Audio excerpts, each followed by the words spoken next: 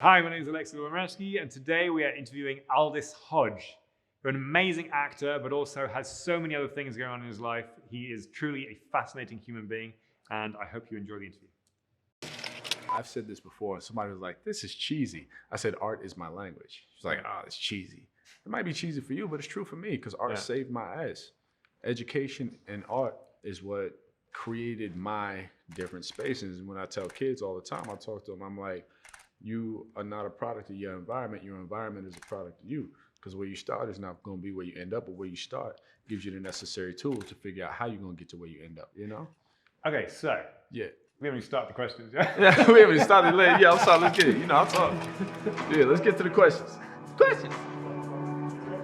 So, right now you're painting, you're Yes. designing watches, you're Yes. producing, you're writing, you're acting. Mm-hmm. And this is all stems from early interest in all these things from when you were a kid. Yeah. Why did acting win? I wouldn't say it won. I would say that it started first. I started acting when I was 2 years old, so I'm 32 years in the game now with it. Thanks to my brother, I was just trying to follow him, and then my mom also, after doing a job, bought me a Batman toy. So as a young entrepreneur, I was like, let me get my Batman game up. You know what I'm saying? So, I was not very social or sociable.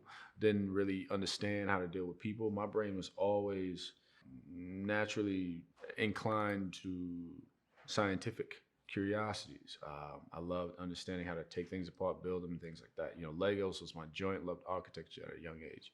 But part of my passion for building and designing was because I was in an environment that said, this is what you can't have and this is what you'll never get.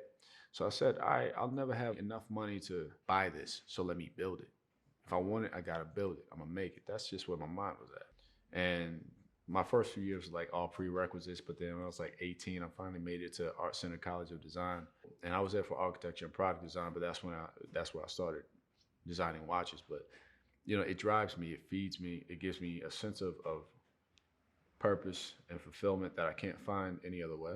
And look, man, I worked at Abercrombie and Fitch for a couple of years. I ain't With your trying top to throw off? shade. You one of those guys? They asked me to take my top off. I was like, nah, I'm not doing that.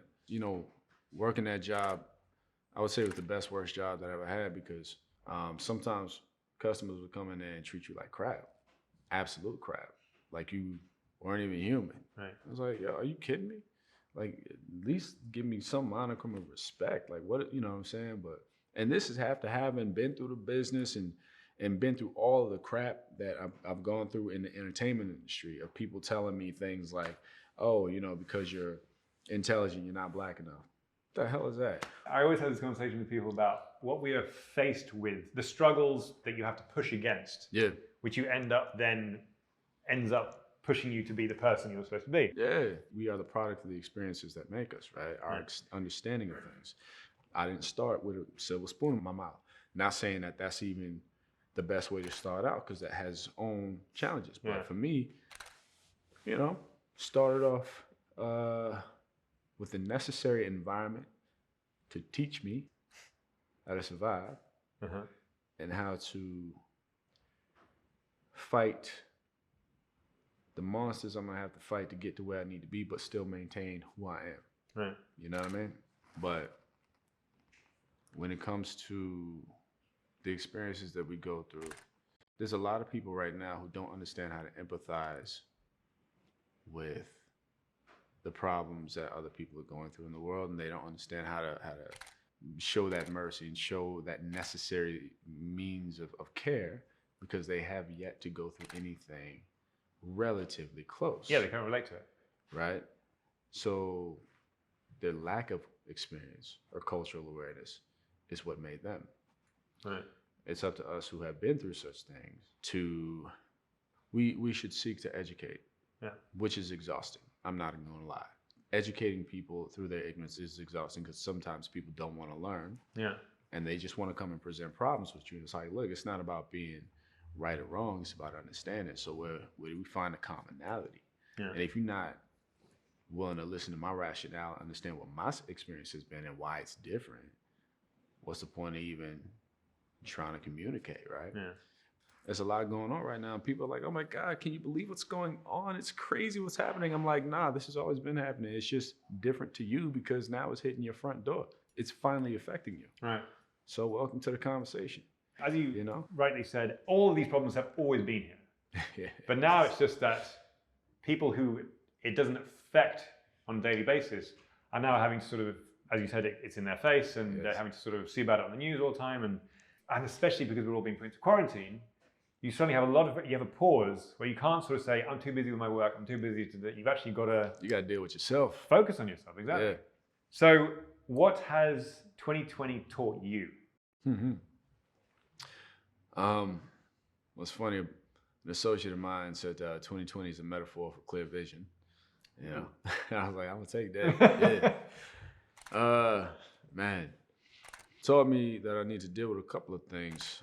Still understanding who I am and how to be honest with myself emotionally. I mean, I'm honest with myself, but I'm not always accessible when it comes to being vulnerable, just because they're protective measures. Again, I've learned through life where it's just like, and actually making things change for the better for me and mine, and setting a good example, because I know people are watching. I'm not setting out to be an example on purpose, but I know folks are watching.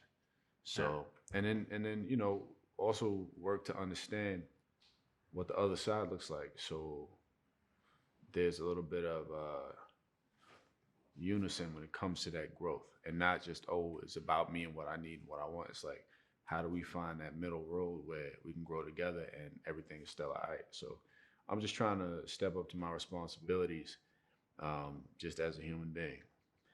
Do you, talking about mental health? Yeah. So obviously, because you are going 100 miles an hour doing 15 different projects. Yeah. How do you look after? Do you meditate? Do you do anything of that? Bruh, I wish. I wish. That's another project. Think about it as a project. Yeah.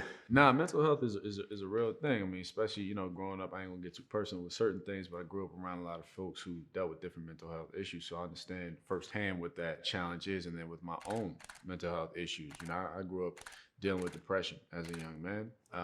Had to face that, had to figure out what the root of that depression was, and I had to take responsibility for that depression and realize that at a certain point, the things that were ailing me emotionally and mentally became a choice. You know, what happened. It's like, all right, cool. But to hold on to it, that's a choice.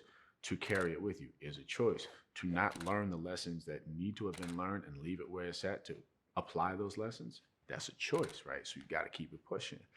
Not to forget, but just to not hold yourself back from living. Right. But so did you, you said you did struggle with depression. Oh yeah, I did. But sure. then you're saying that you actually managed to address angry it? Little bastard. I was keeping it 100.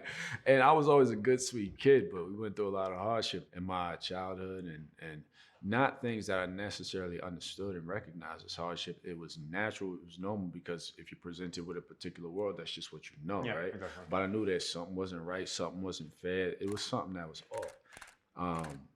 So I just had to learn how to deal with that myself, deal with it with my family. We talk, we learn how to love each other, we learn how to laugh, and we learn how to enjoy each other's space and time. And, me dealing with my mental health has been a journey that I've battled with the people around me who've kept me strong through it.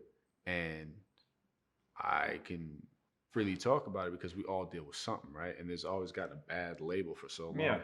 But it's like you said before, it's about sort of relating, being able to relate to other people's issues because you've been through it yourself. Yeah, right? it's a human thing. It's not something that we should carry with a badge of shame. Yeah. We all gonna go through something. You know, trauma's trauma, man. It's part of the human experience. So, yeah, what would you tell your 10-year-old self? Everything's gonna be all right. You know, be confident in yourself, love yourself, learn to be happy earlier, choose happiness earlier. You know what I mean? Yeah, take earlier risks. You've got to start meditating. Think of it as like a Virgo project. You just have to be really good at it. Bro, I try to meditate. I swear I do. But I have an overactive mind. I sit there and I'm like, 5 minutes down, cool, 10 minutes down, and I'm like, but